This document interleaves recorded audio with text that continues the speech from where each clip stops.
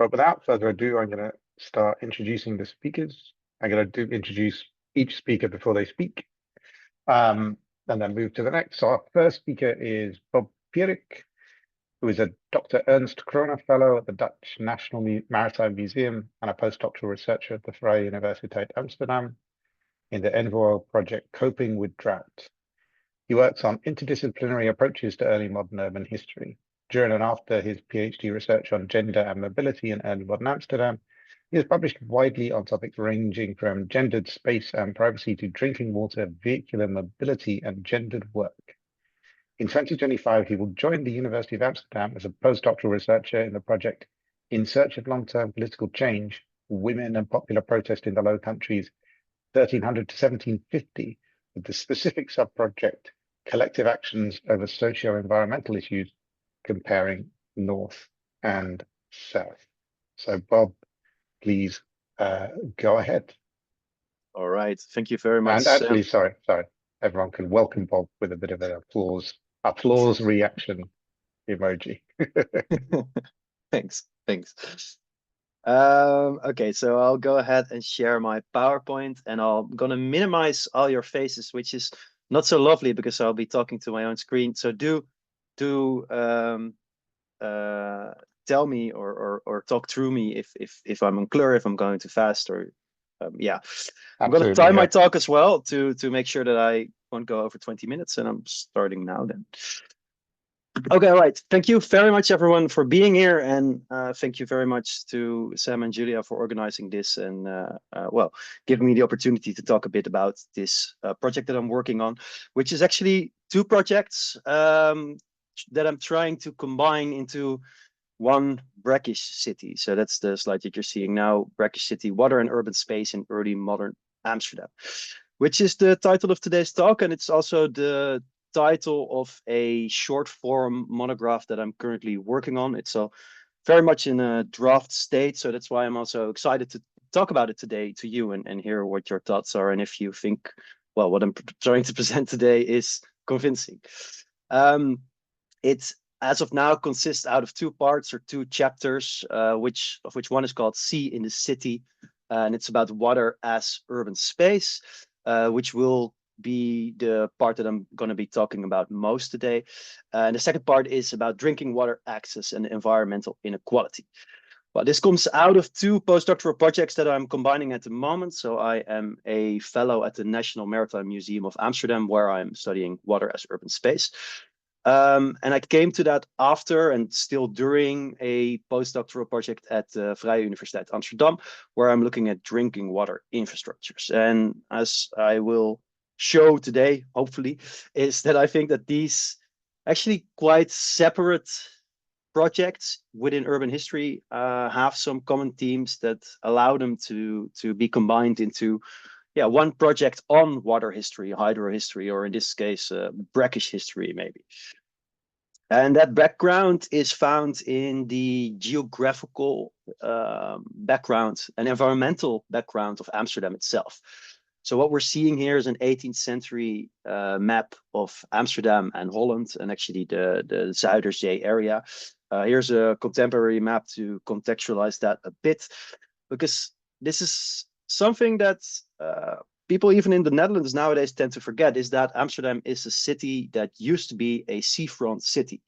Now, because the Zuiderzee has been dammed into a lake and it's a freshwater lake, we tend to forget that it used to be a city that was actually fully, well, connected to the sea or to an estuary where brackish water actually flowed right into the city. And this, well, brought a lot of opportunity and challenges with it. So on the one hand, Amsterdam was an imperfect port that was only connected to this shallow estuary, so ships couldn't actually easily reach it. On the other hand, that meant that it was easily defensible and that it was quite connected still to the sea. So it's kind of a mixing zone between land and maritime background. And it very much is a Zuiderzee city. A sea that no longer exists. So as such, is also maybe logical that people nowadays tend to forget that Amsterdam is a seaport city. Right, and that brings us to kind of the first strand of that research, which is the actual sea in the city. That was a place in the city. The urban estuary ran into the city and had brought along with it unique spaces in the city, and also places where the estuary was part of urban space, quite literally. Already in the Renaissance, urban planners were thinking about the problem and the opportunity of ports and also water being part of urban space. They were asking themselves these questions like, should the port be part of a fortification? Should it be within the fortification? Should it be outside of the fortification? Do we see it as part of the city or more as part of the hinterland?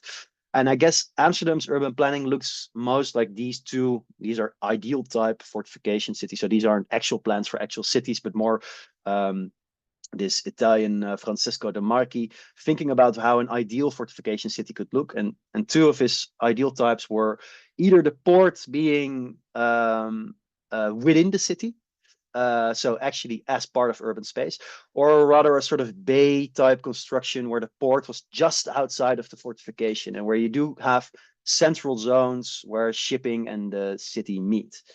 Well, in Amsterdam, as a city, kind of combines both of these approaches. So on the one hand, there is a large area of the city that is within the urban boundaries. So what we see here, this row of poles in the estuary, marked the city boundary.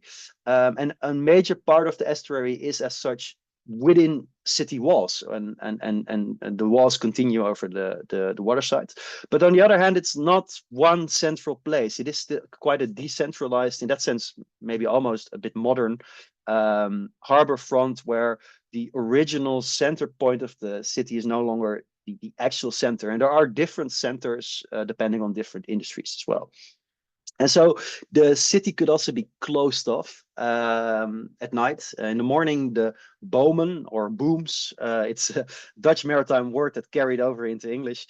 They were opened up and the city opened just like the city gates would open. So an extensive network and an extensive infrastructure made it possible to have everyday life on the estuary as well, and still close off the city according to the logic of the early modern city.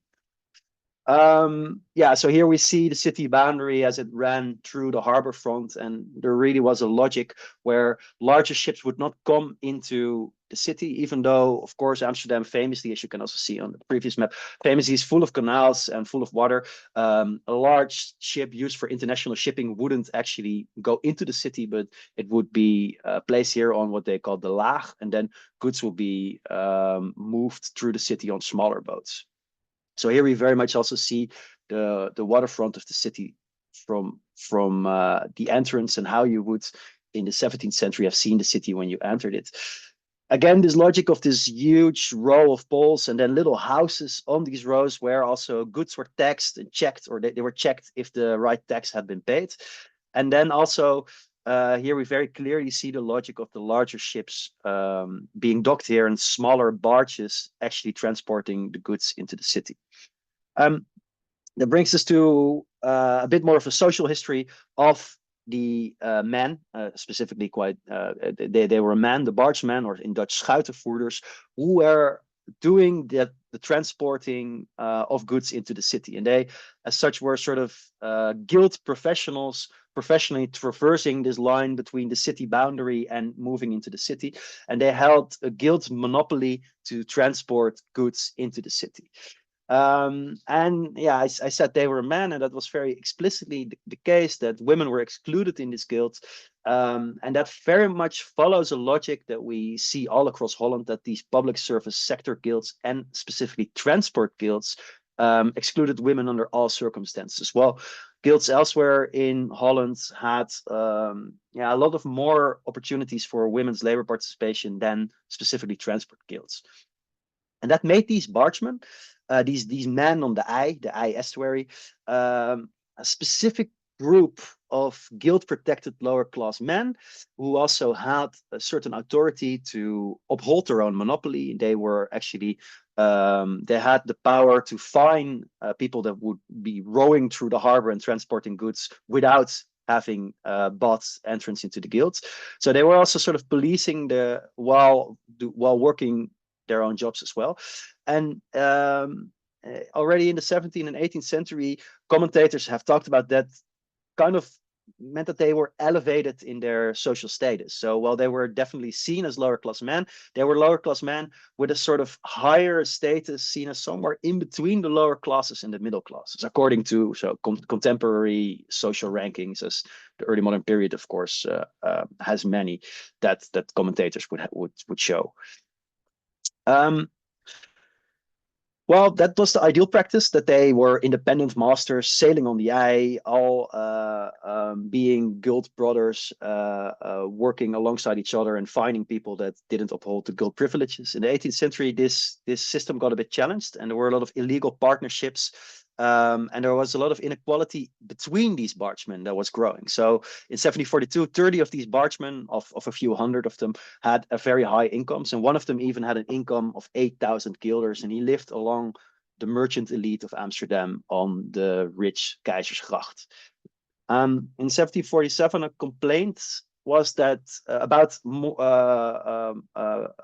it was filed by more than 100 bargemen. They complained that this Hubert Brugman and 16 others, including 2 overseers of the guild itself, were actually sailing multiple barges. So rather than being independent masters, having one barge by themselves and only working independently, they actually started forming small businesses or corporations, and they bought other people's entrance into the guild, and they actually had them as wage earning bargemen, sort of upscaling the operation and going quite against the logic of the guild itself. And so in this context, what we also see is that in the 17th and 18th century, there's a lot of smuggling happening through the booms, or booms, I guess. The inequality between these bargemen was rising, and the bargemen themselves are also actually often show up in alliance with the middle classes and the higher classes merchants, smuggling goods through the booms, or moving them through in a way that taxes were not being paid, and this was actually structural. And I found a lot of witness depositions in the archive where people complained that this happened, or even really shows the practices of how this happened. And in one case, custom officers actually jumped on one of these smuggling boats that he was trying to stop. And then the bargeman actually took him along into the city, told him, "You are not on duty today." And upon arriving in the city, they told him, "Well, we're now in the city, you have no authority here." And they just dropped him off and went their way. And in other cases, you see custom officers telling these bargemen, like, "Watch out, this behavior will lead to the scaffolds."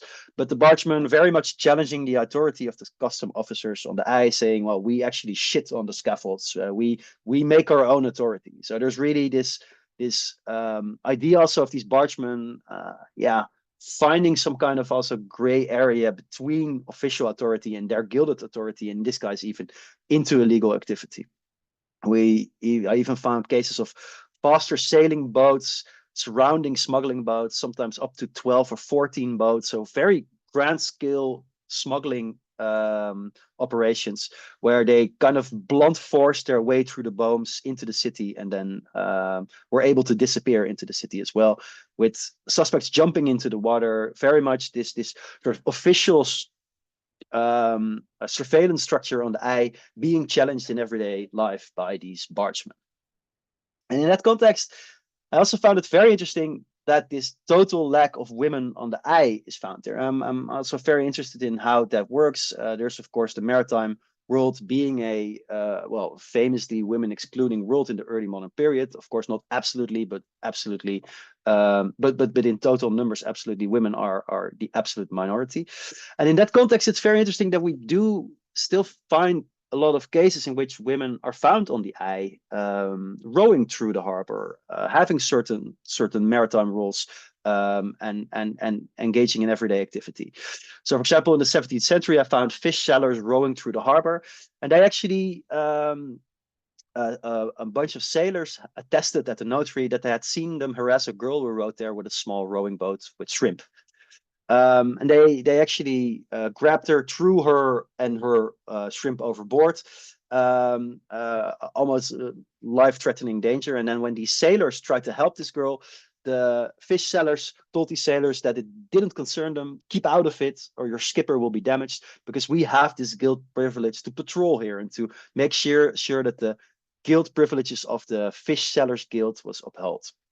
And there we really see emerge this logic that also holds up in the rest of the city and in the rest of the gender division of labor of early modern cities, where the transport sector of merchant goods, long distance international goods, is an exclusively male sector, but a much more localized and connected to the food sector work is much more open to women. So as soon as it's about local and retailed fish, fruit, dairy, there's much more room for women on the water, and they are rowing around. They are active in these sectors.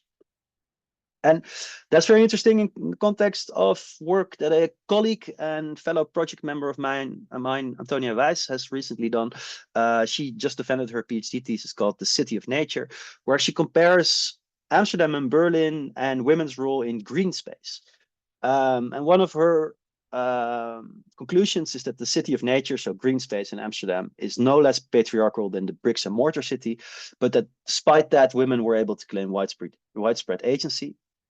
And one of the reasons why they were able to still claim a major part of urban green space is that there was an ideological pairing of women with nature and landscape, but also because of the physical malleability of green space. It's a very flexible space. It's a very, created by everyday care and in also sometimes unofficial places. If you compare that to, well, what I'd like to call my brackish city, it's interesting to see that blue space was actually even more patriarchal than the bricks and mortar city. If women show up in maritime roles, working indirectly into the shipping industry, it is in the city, it is on the quays, and it is in town much more so than it is on the water, which is much more of the domain of these men and sailors.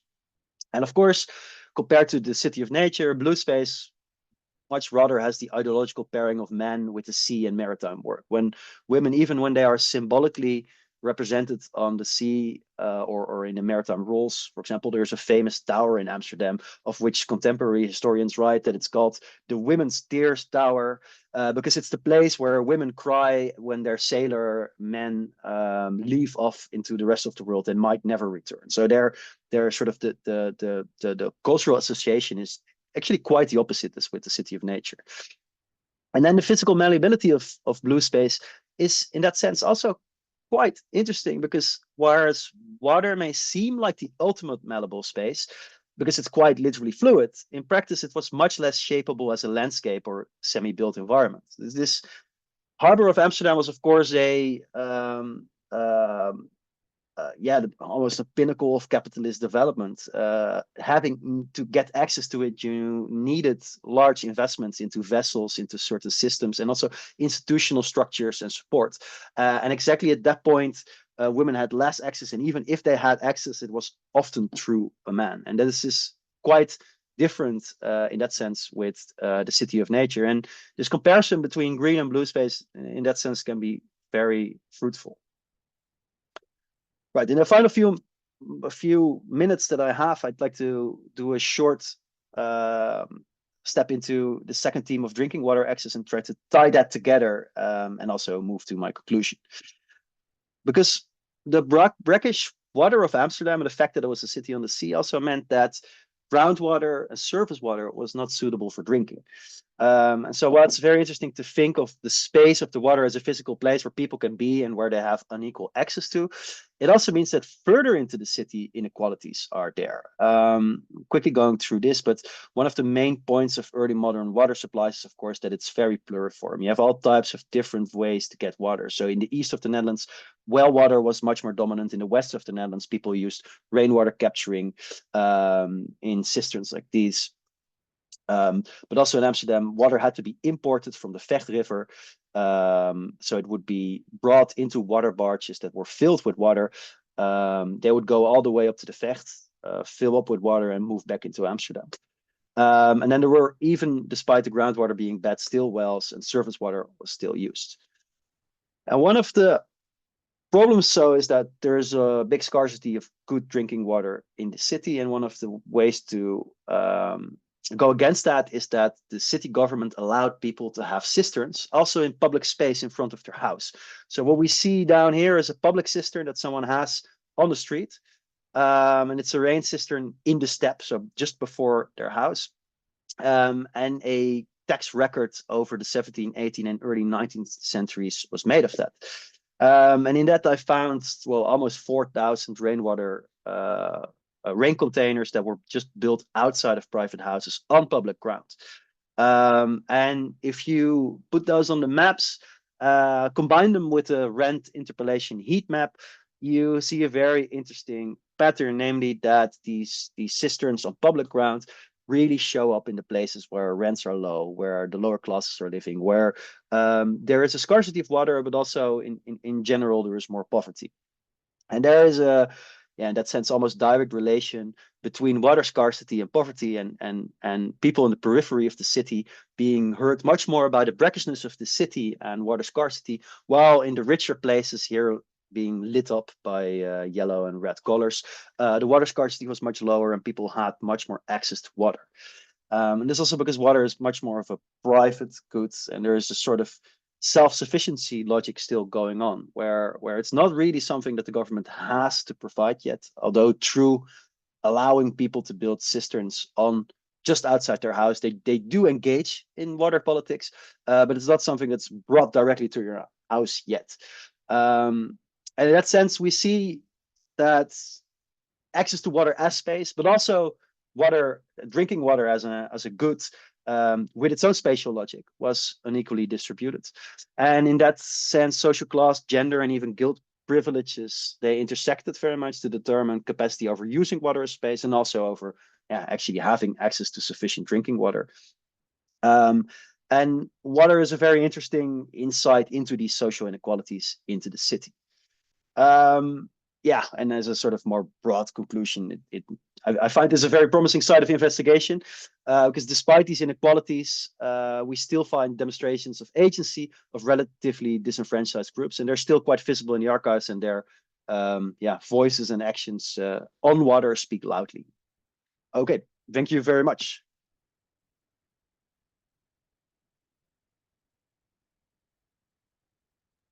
Thank you so much, Bob. I really enjoyed that.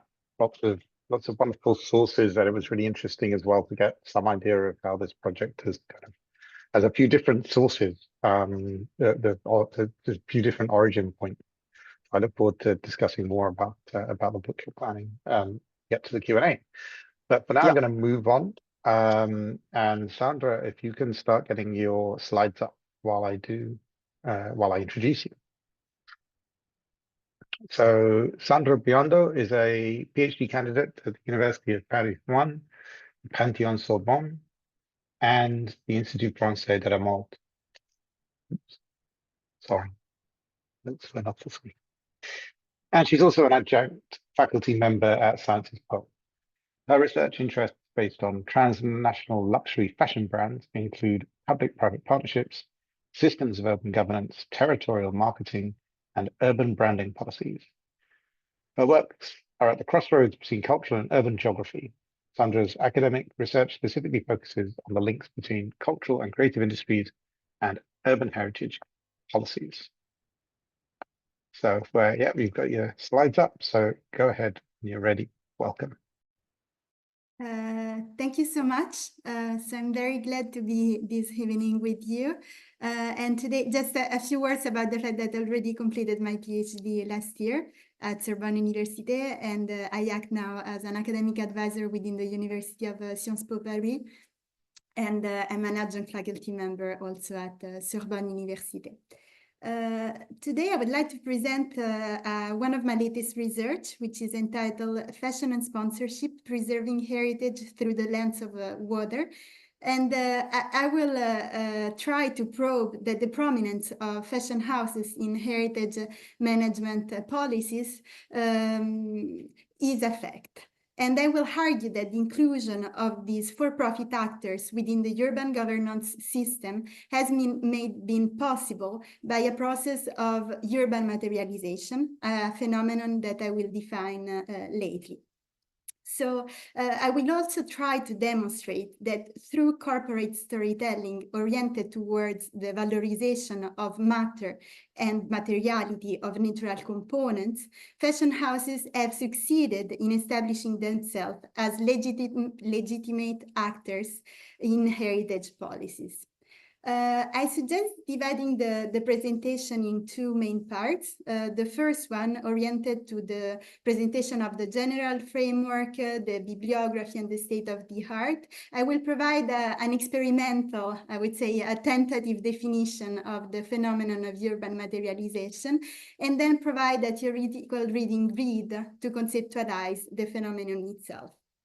On a second time, I suggest entering into the details of the case study, specifically the Fendi for Fountains initiatives, and I will present also the research results and the key findings, trying to insist on the corporate and institutional ramification of the political instrumentalization of water as a matter. So as per the state of the art, I won't have enough time to enter into the details, but we can discuss it during the Q&A if you are interested in. I would just like to mention the fact that the research is grounded on the very prolific literature on fashion cities, which examines, among other things, the impact of fashion on brand image and competitiveness of cities, which bears also witness on the dynamic of integration of fashion houses within urban governance models. And also more recently, scholars have insisted on the importance of urban heritage in the construction of brand's identity. So the progressive inclusion of fashion houses within urban governance models also corresponds to major public management change. The shift brings management and marketing on the very forefront of heritage policies and more broadly to the public action, thereby making the latter increasingly market-oriented and targeted not only to citizens but also to consumers. So, as you probably understand, the focus of my research is put here on for-profit actors and specifically fashion industry, which are key players in cultural and creative economy. So the urban system may be understood here as a commodified space and as a marketized entity. Within this context, fashion houses actively participate in the designing of urban policies, and the settlement of territorial branding processes, as well as the implementation of patronage initiatives, epitomize concrete examples of this participation. So I will now try to provide an experimental definition of the process of urban materialization, which I define as the aggregate of activities that are carried out by fashion houses with the purpose, the explicit purpose of legitimizing through the wise use of matter and materiality, namely water, specific patronage initiatives. The purpose here is to enhance the materiality of urban environments to legitimize public-private partnerships. So the urban materialization is inscribed in the actual debate on the material turn in fashion. It is specifically grounded in the actor network theories conceived by, among others, Professor Bruno Latour, which considers both the material and social components as mutually constitutive of the phenomenon itself. I thought Bruno Latour does not explicitly mention urban policies. I argue that in line with his reflection on material geography, that urban policies are and may be conceived as relational phenomena involving an overlap of human and non-human elements. So urban policies are in fact the outcome of the entanglements of narratives and matter, and are in fact co-constructed within a network made up of humans, stories, and material components. So, of course, within this framework, cities provide a unique viewpoint for observing and understanding the materialities. In my research, cities are conceived as a complex social system, which also had a dialectical relationship between humans and the city.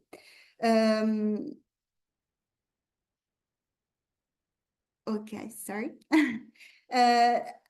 So I suggest now insisting on a theoretical reading grid to better conceptualize the phenomenon of urban materialization. So the outline lays out the relationship between materiality and the social. I argue that this relation can be manifold and may allow understanding the way cities are managed and their heritage assets sponsored by private actors, and specifically in this case by fashion houses. To do so, I introduce different types of scenarios comparing the relevance of material events on the social system and the level of participation of private actors on the social system. I assume then there is an inversely proportional power relation between two main criteria, materiality on one side and the social system on the other. So three types of scenarios can be identified within this context. The first one engenders public urban policies, is characterized by a strong relevance of material events and a weak participation of private actors.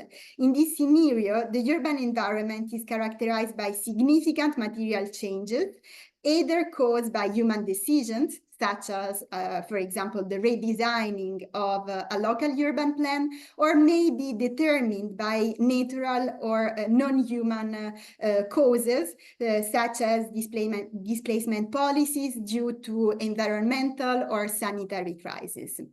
The second scenario engenders hybrid urban policies, which are characterized by the urban materialization phenomenon itself. Material changes made to the urban environment here are minor, such as, for example, sponsorship or patronage initiatives. Nevertheless, since they are extremely mediatized, they are widely known by the general public. And then a third scenario, which could be called private urban policies characterized by a market policy system, where the level of participation of private actors, essentially financial and managerial, is particularly high. So the latter also define the type of changes made to the urban environment, as well as the business model of the urban project itself. These are often local projects, entirely financed by private actors, which can be synthesized, among other things, with the process of reconversion of wastelands in cultural or fashion spaces. Sorry, okay. Once again, I won't enter into the details, but I would like to mention a few elements important to understand the legal and normative context for sponsorship and patronage initiatives. Within the Italian context, patronage procedures for the protection of cultural heritage assets have increased significantly in recent decades. In fact, since 2001, the Italian government has adopted a set of norms facilitating cultural patronage initiatives in order to tie the use of private funds to urban heritage maintenance within a context of spending review policies. I listed here the main aspects of these normative elements. Another important point to mention is the fact that the City of Rome constitutes an ideal observatory to study patronage initiatives. The municipality, in fact, has committed to include national and international brands within sponsorship and patronage actions and collaboration in order to ensure the preservation of its urban heritage assets and properties. So within this context, long-standing collaboration between the City of Rome and luxury fashion brands can be identified. One can mention, among others, the collaboration between the Bulgari company in 2014 for the restoration of the Trinità dei Monti stairs, or even the much more contested and complex operation led by the Tod's Group and their former CEO Diego della Valle, aimed at the restoration of one of the most notorious monuments worldwide, namely the Colosseum.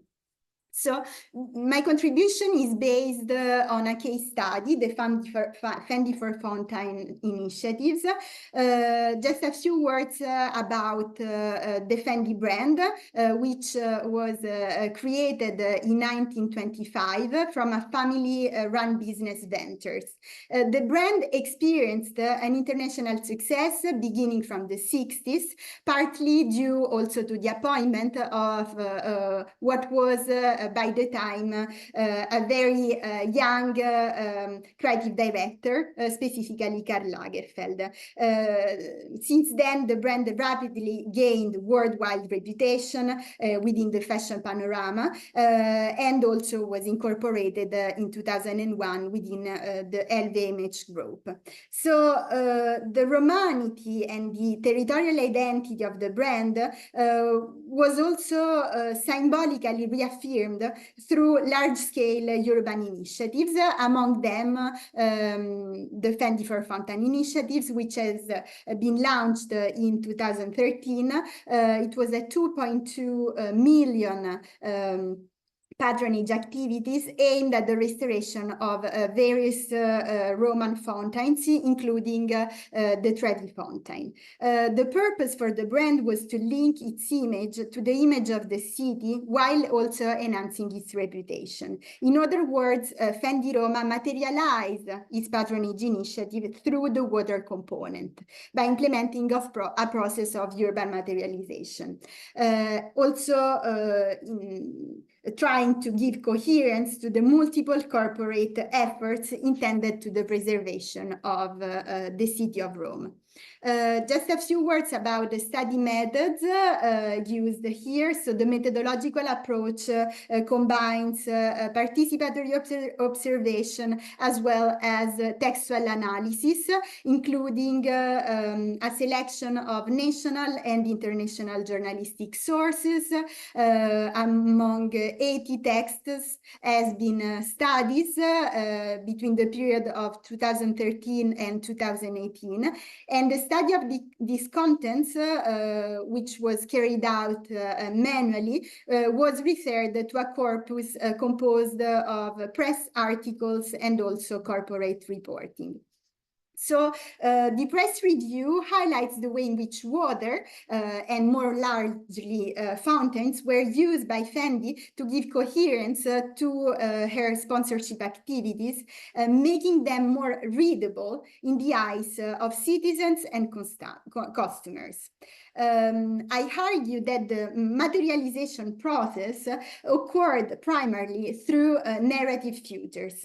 So the fashion brand developed a proper storytelling structured according to the water component. It is interesting to say that the center of the discussion for what concerned the results of the textual analysis lies not into fountains, but in water, understood as a core matter for the Fendi brand. So the materialization of patronage activities passes through material, tangible, and concrete element, specifically water. The fashion house intervenes on two levels of materialization, a thematic and a symbolic one. In the first case, the brand manager defines a thematical and temporal continuity between the brand and the matter.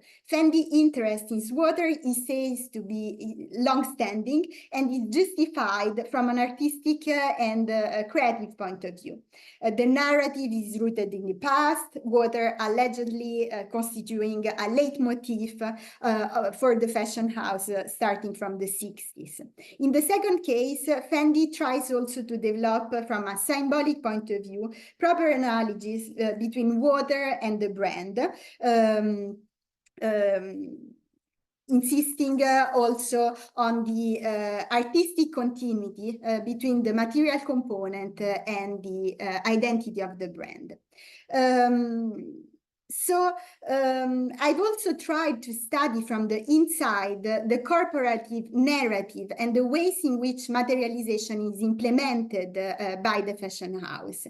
I argue that patronage activities are part of a wider corporate strategies of what we could define as staged authenticity that is displayed and performed by fashion firms to visitors through stories in order to promote a certain image of their brand identity.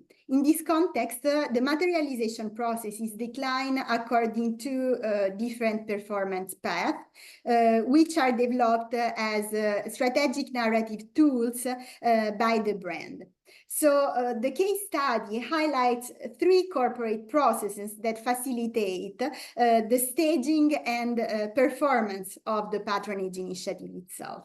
The first one is authentication. So since the very first action of patronage, Fendi has consistently emphasized the notion of donation intended as a gift offered to the city of Rome without a condition of material reciprocity, to cite the sociology Marcel Mauss. As stated by the former designer of the brand, Silvia Venturini, no compensation, no advertising, and no sponsorship policy was accorded to this initiative. So the second point is the thematization. The brand attempted to produce a unique place-making storytelling by defining the territorial identity through the element of water. The purpose is revealing here the essence of Rome by restoring its fountains. In fact, to cite the former creative director Karl Lagerfeld, who insists on the vital importance of water and its relevance in the urban landscape of Rome, in no other city is water that visible that in Rome. Also, water stands as a source of inspiration for the creation of artistic content. Brand founded art exhibition in Paris and also in Rome. And then the last stream of analysis is the multi-scale geographical approach. In fact, patronage initiatives appear to be part of a broader corporate strategy of staged performance displayed by fashion brand to city users in order to reinforce the brand identity and to produce a positive association between the brand and the city. So to conclude, in terms of outcomes, to be performative, the fashion house must establish a sort of continuum in staged performances. The matter seems to ensure the latter. Specifically, waters provide coherence to disparate initiatives, patronage initiatives, sponsorship activities, cultural production, fashion exhibitions, etc. So the analysis leads to a main results, specifically that fashion brands exploit and use the matter and materiality, in this case water, to give consistency to their heritage policies. Thank you very much, and also I would like to thank Julie and Sam for the organization of this online seminar. Thank you, Sandra. That was really fascinating to take us into sort of contemporary machinations around um, commercial power and influence and the networks of things that produce space. Really fabulous. Thank you. I look forward to the discussion. Um, yeah, so please put your hands together. So appreciation for Sandra. But now, if Charlotte, you want to, well, yours are a kind of continuously moving set of images, so you can put them on the screen at whatever moment during your introduction feels like the right moment. But yeah, Charlotte Morgan is a practitioner, researcher, and curator with a long-standing focus on situated practices and experimental writing, that is critically engaged in spatial, social, and ecological conditions. With a background in visual art, these interests came together in an MA in architectural history from the Bartlett UCL in 2022. Charlotte co-founded independent publishing platform Copy in 2012, through which she commissions new work at the intersection of visual art, writing, performance, and spatial practice, and produces events with partner venues nationwide. As both artist and producer, she has worked with museums, galleries, and art festivals across the UK, including Sight Gallery, Whiting Art Centre, Yorkshire Sculpture Park, No Bounds Festival, Art Sheffield, and Sunday Art Fair. Her work has been published by artist publishers including A&D Publishing, Numero, and Corridor 8. Previously director of Block Projects and public program manager at the Hepworth Wakefield, Charlotte currently manages interdisciplinary research projects at the Grantham Centre for Sustainable Futures at the University of Sheffield, which brings the arts, humanities, and social sciences into a sustainability field traditionally dominated by science and engineering. Thanks very much for being with us, and go ahead. Thank you. I'm so pleased to be here today. So I'll start my slides in a moment. The title of my contribution is Walking, Writing, Urban Waterways, Tracing Fluid Relations in Post-Industrial, Post-Human Landscape. And the presentation is kind of more of a reading to images. So it'll be a slightly different pace, but I should be slightly under time. So I'll go from here. Is that full screen? Yes. Okay, thank you. In 2022, I undertook a series of solo and collective walks, leading from the centre of Sheffield, UK, into its peripheries, along the Sheffield and Tinsley Canal and the River Don.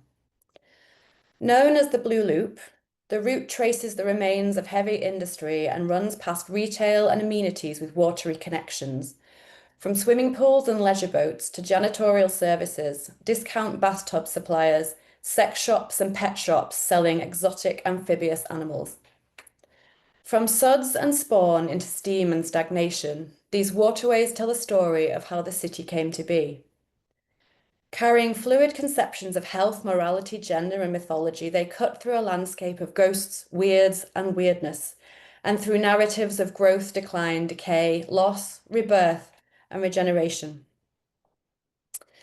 This reading brings together fragments of a larger master's dissertation which shaped a situated analysis of spatial, social, and multi-species relations along the waterway. In it, I make reference to the words and works of others with whom I walk or who influence my steps, and these are more fully referenced in the longer text. In an attempt to reflect the emotional, material, and imaginary dimensions that comprise an urban encounter and its slippery temporalities, poetic interruptions form seepages and spillages into the narrative flow. Apparitions. I begin my round walks at the canal basin, moving past the shallow arches of a low railway viaduct, and walk out among narrowboats and ropes. Coal, lime, timber, sugar, and grain came into the city along the shallow waters of the canal, to be hoisted from boats along with fruit and tinned food. Iron from Swedish Baltic ports was transformed behind the waterfront facades that face me into steel cutlery, tools, and machinery to be transported across the world. Created from rocks cut from the ground by the unemployed workers of a depleted sea trade, the canal is embedded in histories of extraction and colonization. From trade into flesh and foliage, it draws together bodies and lands. Buddleia protrudes through bricked-up windows, and drizzle hits bracken as darkness thickens. A diffused composition of pastel-coloured light dances on water that once glowed white and orange as steel was rolled and heated, given rhythm by the repetitive motions of a sweeping pneumatic arm. Creak and clang, back and forth. On the surface of the canal, the light show moves with undulating ripples that rise up around raindrops, spitting. Extensive air and water pollution led to endemic public health issues in communities occupying the lowlands along Sheffield's waterways.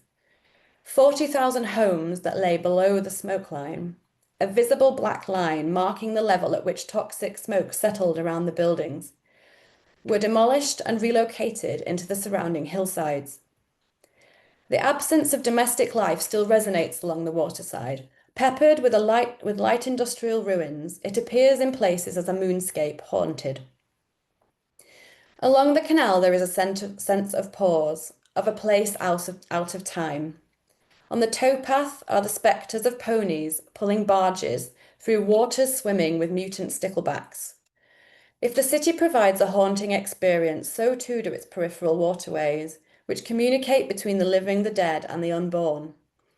The air is still surrounding the canal and thick with melancholy, a melancholy that reveals the planetary griefs and traumas of extraction and toxicity that rendered these waters wretched. I walk with this grief to find a pathway to living better with our co-inhabitants. Pearlescence. Lichens line logs on a parched pathway, yellowy, crackling life forms sharing space. Mercurial waters lap at reeds by my feet, oozy and viscous. I rest my palms on dry dirt. Crinkled shadows dance from stone to skin, over earth and rock and between my fingers. A family of ducks cuts a straight line through slow curves in a dash of iridescent green and downy brown, pecking and sipping at the insects that skate on its surface. They rise and dip over waves thick with algae. Polluted over time with human and industrial waste, the waters along the Blue Loop were left stagnant, devoid of life, and hidden among brick and corrugated steel. As a relic rendered still, soupy, and swampy, the canal now bubbles with life. In these lands and waters that were dead or latent, a shimmer is returning, a recalibration in the clearing of fire and smoke, a slow renewal. Orientations and intersections. Crossing to the river at Salmon Pastures, the water meanders in a half moon around what were once fertile fields. For centuries, these bends were returned to each year by Atlantic salmon, navigating by scent over 1,000 miles to breed among the reeds and gravel that they hatched in. It was once a site of public bathing, where the slippery skin of humans and fish once shared the stream, and collections of eggs, bobbing and swaying, passed between fingers. Downstream, a forest of fig trees grew from seeds which made their way from fig biscuits, snacked on by steelworkers, into their excrement and on into a river which, warmed so much by the hot waste that poured into it, simulated the conditions required for figs to flourish. Public urinals were built over the river at regular intervals. One now houses a cafe bar. Ahead, sitting among the greenery at Washford Bridge, a blue palm tree sign marks the location of the city sauna, a front for illicit exchanges. Humans ceased to enter the waters here as their pollution increased and public bathing became shrouded in Victorian anxieties around nudity and sexuality. Male bodies came to dominate the waterside, and female or otherwise gendered bodies still remain largely absent or hidden, like those of the sauna's sex workers. This stretch of river is secluded. Its banks are dense with trees, through which the sounds of ambiguous machine workings permeate a quiet air. I try to work with the sense of being isolated and out of place, acknowledging the potential for this disorientation to bring about a re-encounter with the self. Looping without purpose provides an uncoiling of the familiar. However, Inserting bodies into spaces in which they are absent can reinforce spatial power relations and present the walking body as spectacle. While approaches to subversive walking, some, risk being individualist, noble, and exclusionary. Instead, my navigation of these waterways seeks to expose the intersectional axes along which bodies are othered and marginalized. Although I am acutely aware of my difference here, moving freely and unassisted is a privilege, and I must ask, whose bodies are still missing? Suds, amniotics, and seepages. Moving from canal to river, I have moved from the straight and narrow to the curvaceous, meandering, and changeable. In gendered perceptions of nature, water is associated with a compassionate and fecund or wild and dangerous femininity. These ideals are hinted at even in the river's naming, not after a dawn of masculine prowess, but after Dani, an earth mother goddess. Limbs begin to protrude like paddles as veiny skin grows opaque. Then, from water, suddenly to air. I navigate the changing waterscapes of the city and body, tracing cycles of mutual nourishment and exchange against the changes in my own pregnant body at the time of writing. However, I resist these gender nature ideals, which suffocate, bend, and mold bodies. The concept of post-human gestationality, a gestational milieu through which we evolve, provides me with nourishment in navigating this difficult terrain. In the high and unrelenting sun, I am slimy and sluggish. Weirs and the weird. Water pulses from a crystal pool over the weir's curved edge in a shimmering spill, like silver coins over stone, into an effervescent spray. Slowly, silence settles as birds, disturbed by shutters hitting concrete, return to roost, disappearing behind branches. In the blue hour, skies slip into cyan, a twilight, a hush, a wait, rich with unknowns. Water slips out of time and into stillness. Eeriness settles over the weir as the factory lights glare yellow onto indigo waters. When something is weird or eerie, something is absent or unusually calm. Landscapes, particularly in landscapes partially entered of the human, we find this eeriness. The 5 weirs walk, 5 weird walks. Weary, I lean against Norfolk Bridge. Something moves in my peripheral vision. A leggy silhouette suspended between ornate ironwork. Fluids quicken in my torso and hairs stand perpendicular to the skin on my back. I breathe carefully. Walking, writing, worlding. Host over time to washing, breeding, and toxification, the waterways here are a site of exchanges, excretions, expulsions, and vitality. Walking, writing them offers an intimacy through which I attempt to navigate the duality of being isolated and different in this landscape, and yet enmeshed in a more than human fluid exchange. This is an experience of bodily distinctiveness and yet porosity. Through encounters with boats, birds, and blueness, trout, worms, damselflies, and mallards, I am embedded and yet itinerant in bodily proximity. In walking, writing weathers and contested waters, we might write the relation of rocks, rivers, reservoirs, and mosses across deep time. In a context of climate emergency, these encounters might reveal productive ways of coming together with those with whom we coexist in co-constitution. Thank you.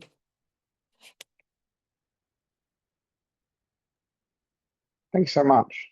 That was wonderful.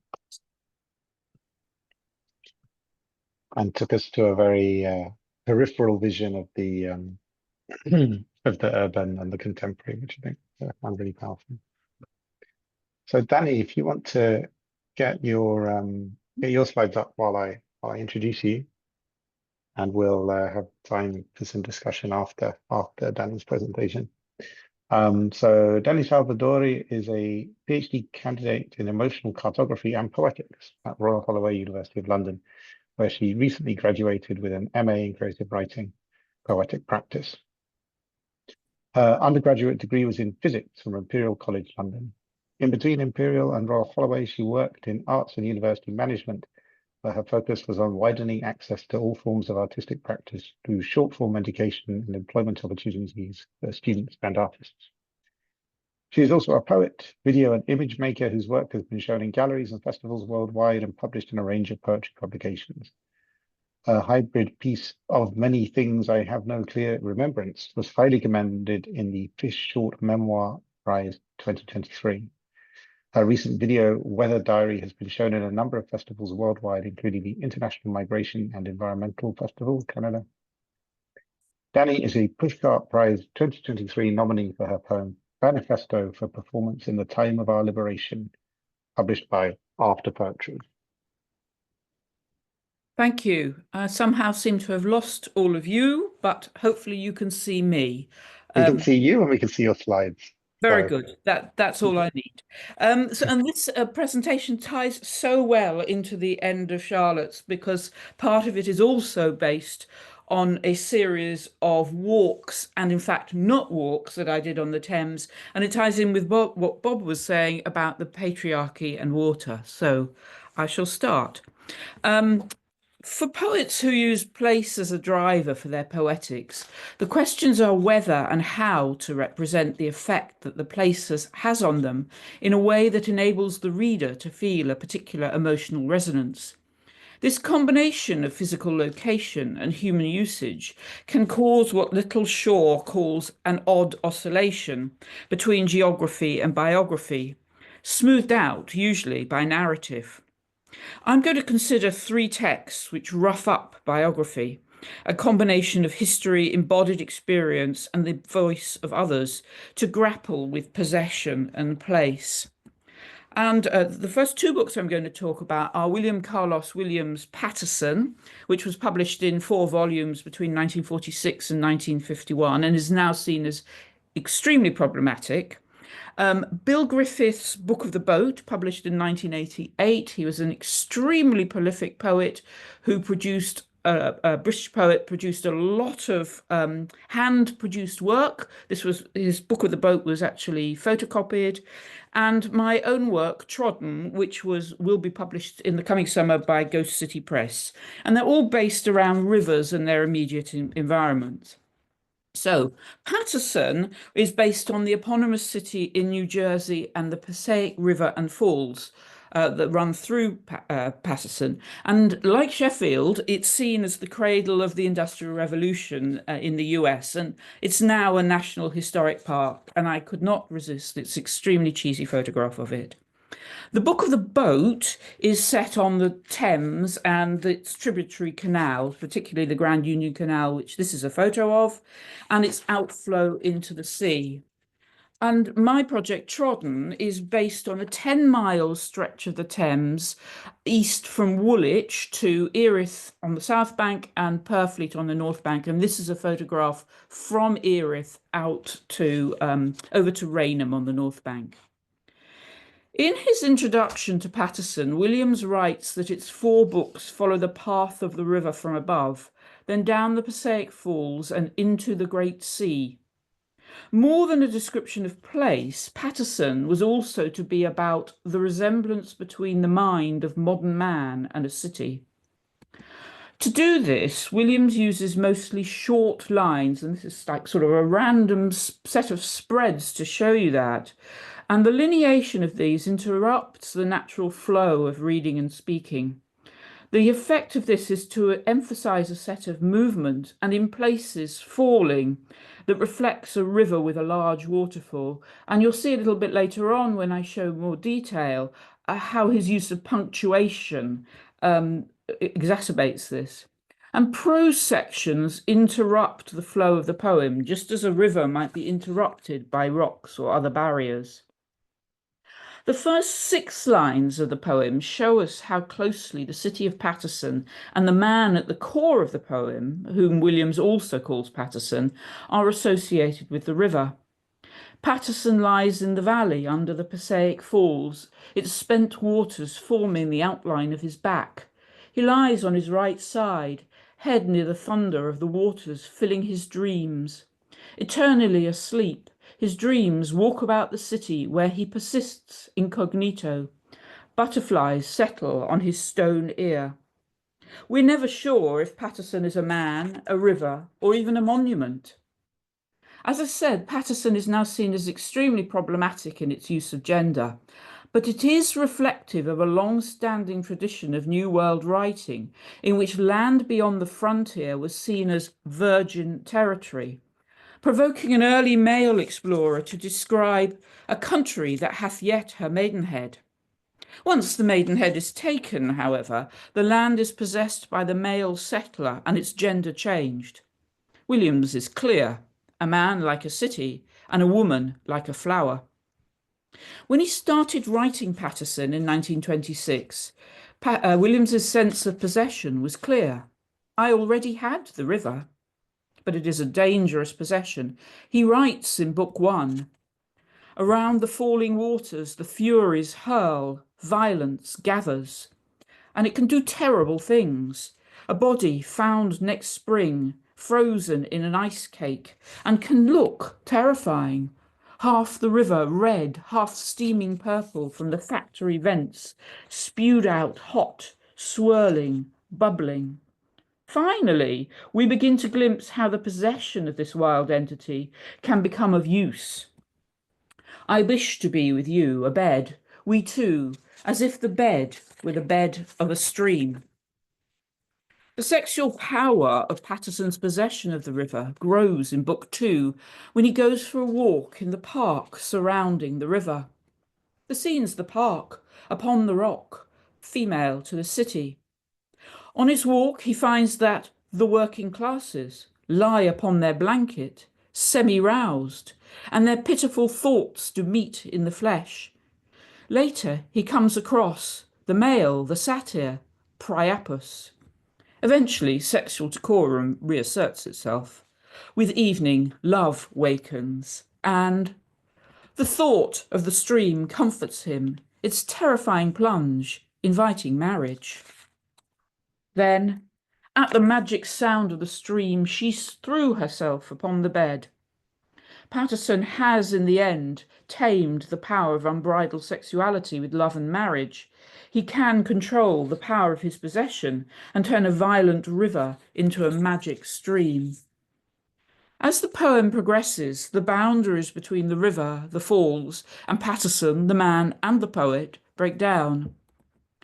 The ears are water, the feet listen. Bony fish bearing lights stalk the eyes, which float about, indifferent. Paterson no longer possesses, but becomes possessed by the river. Paterson's body has, in the words of Astrida Narmanis, leaked, seethed, and ruptures. At the end of Book 4, the power of the river is so strong that Paterson finds himself in the sea that sucks in all rivers, although he doesn't want to be there. I warn you, the sea is not our home. But he has no choice. If Paterson is the river and the river is Paterson, he will always come home to the sea. Bill Griffith's The Book of the Boat was written while he lived on an old ship's lifeboat on the Grand Union Canal in Uxbridge, a home which was burnt to a cinder by an accident in a boatyard, which I'll come on to. This is the frontispiece from the book. It's actually of a completely different sort of lifeboat, an RNLI one from Staithes in Yorkshire. And in fact, after the burning down of the boat, Griffiths moved up to the northeast and lived the rest of his life in Seaham. The sequence was written in the mid-1980s at the height of the Thatcher era, when London was a poorer, rougher city than it is now, and the political concerns of the time, pollution, car usage, and the poll tax, bubbled through. In contrast to Paterson, The Book of the Boat is written with long lines that fill the page from margin to margin, reflecting a life on the water where sightlines are long.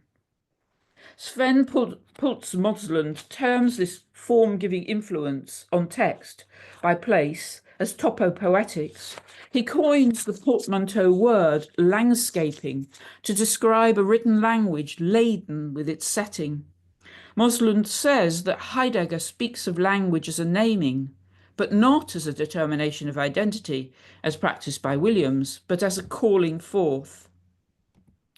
The Book of the Boat features 2 long poems, and this is the first, The Log of the Cimmerian, a description of a journey from Oxfordshire to Essex along the Thames, which demonstrates a subtlety of language that takes it fully into a sensory realm of landscaping.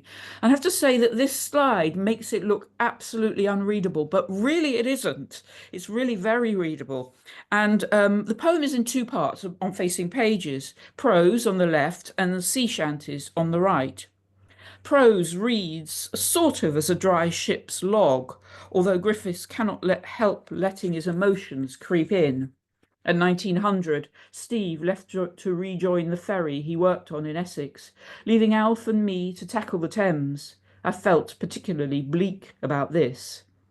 Griffiths described sea shanties as haikus, with 3 phrases defined not by syllable count, but by subtle alliteration. For example, 15, and this sounds just like a boat, parading through the pride of Greenwich, choosing a gate through the barrier, how grand a gateway, and stunningly, no one stops us.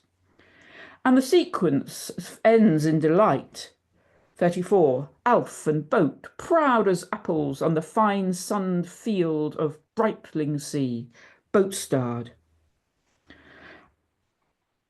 Book of the Boat is not without a burning desire, but it's not for place like Patterson, but rather to be possessed by community, to be part of the voices around him. The second long poem in the sequence, The Rabbit Hunt, illustrates this. It's a description of Griffiths and a group of mates going hunting unsuccessfully for rabbits. A 3-day expedition that rapidly descends into drinking. Beer, beer, beer, lovely luring beer, as in a magic circle. And clumsy sailing, telling the way. How can you in that black? In the end, Griffiths gives up. Why would I want to stay? Till my chest furs? However much he wants to possess and be possessed, he can't be. In the poem, My Boat is Burned at Uxbridge Boat Centre, English fails Griffiths, and he falls back into Old English and drawing, and he was a scholar of Old English, has a PhD in it. If Griffiths no longer had a boat, he is no longer part of the boat-dwelling community, and possession by community must become a distant wish. However, his journey hasn't ended, though at the end of the sequence, he reaches the sea. And like Patterson, he merges with the landscape as he does so. In closing song, he is at sea. My boots are made upon the beach. We will use the sky for fuel, and Crom will guide her keel. He has found a community and come to terms with both the end of the journey and the sea. Griffiths' poetic vision of the Thames is rooted in community and a long-standing way of life on the river, reflected in a use of landscape of movement and sound. In my map book, Trodden, I was writing of the reverse, a section of the river now barely used, with an attendant loss of community and riverbanks undergoing significant change. I was also landlocked. Not only did I not have a boat, the mud banks on either side of the Thames are too dangerous to even stand on. And this is a collaged image that I made, including a drowned shopping trolley. I also developed a form that emphasised horizontality, with poems presented in landscape, but one that is an example of Moslin's other portmanteau term, landgwage, which he describes as a mapping.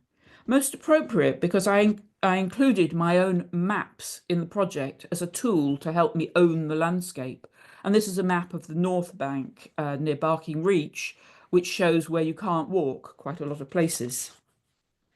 In Trodden, the Thames has become a terrain vague, which architect and philosopher Ignacio de Sola Morales describes as an apparently forgotten place where the memory of the past seems to predominate over the present at the blurry edges of the built world, a blurriness that I found meant that it was not only unpossessed, but unpossessable.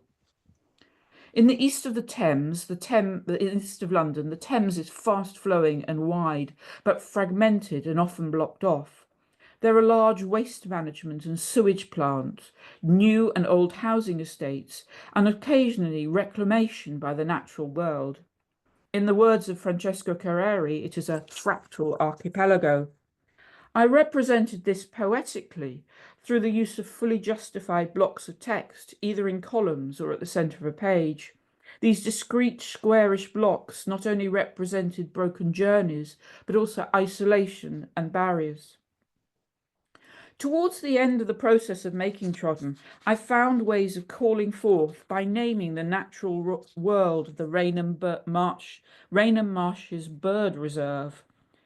I extended the act of naming into the sea, through the reaches, past the nesses, in which I named all the sections of the river, the reaches, and the headlands, the nesses, all the way down to the sea, in a vain attempt to possess places I could not go.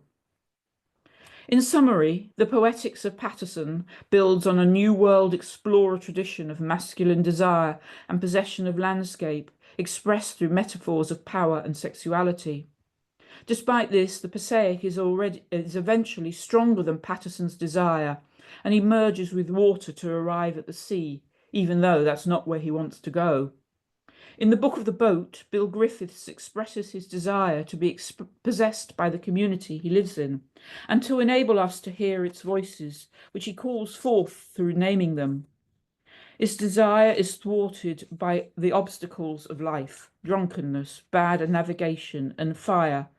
But when he arrives at the sea, he realizes that he is part of a place containing more than just him. As a flaneur in an unnameable and unknowable terrain vague, I found the landscape of Trodden resistant to possession, however strong my desire for ownership. It is only towards the end of the journey that I was able to definitively call forth the place through naming its non-human inhabitants.